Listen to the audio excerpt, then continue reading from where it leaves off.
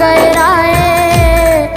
सब धरती कागज करूं पर गुरु गुण लिखा न जाए, प्यारे गुरु गुण लिखा न जाए।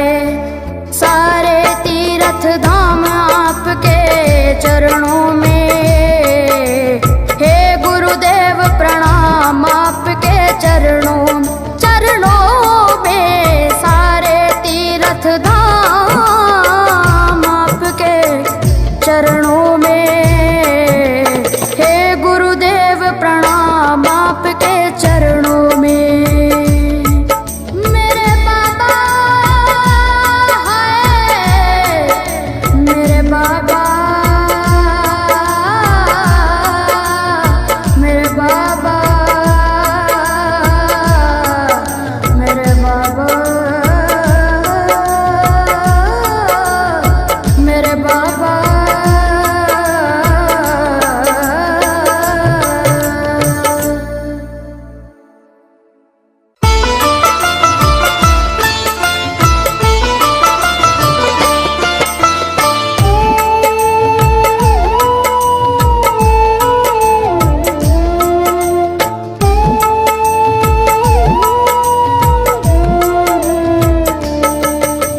सारे तीर्थ धाम आपके चरणों में, हे गुरुदेव प्रणाम आपके चरणों में। सारे तीर्थ धाम आपके चरणों में, हे गुरुदेव प्रणाम आपके चरणों में।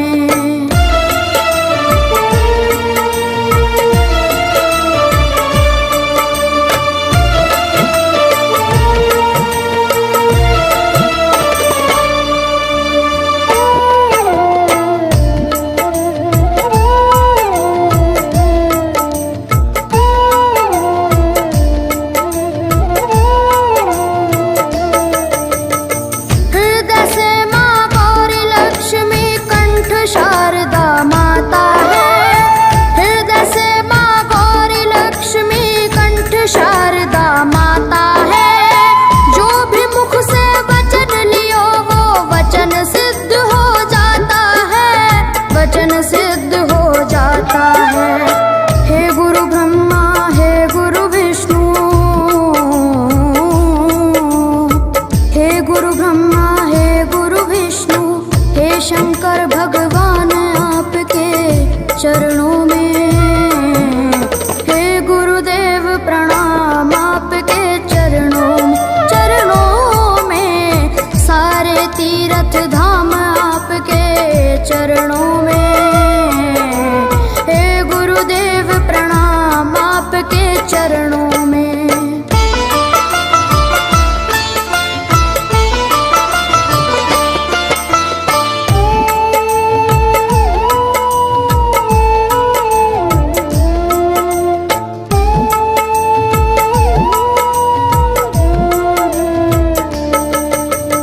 जन्म के दाता मात पिता है, आप करम के दाता है। जन्म के दाता मात पिता है, आप करम के दाता है।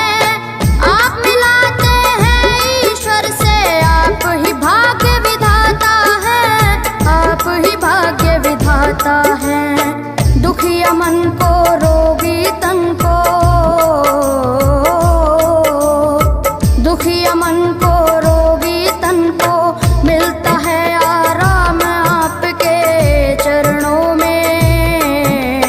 हे गुरुदेव प्रणाम आपके चरणों में। सारे तीर्थ धाम आपके चरणों में, हे गुरुदेव प्रणाम आपके चरणों में।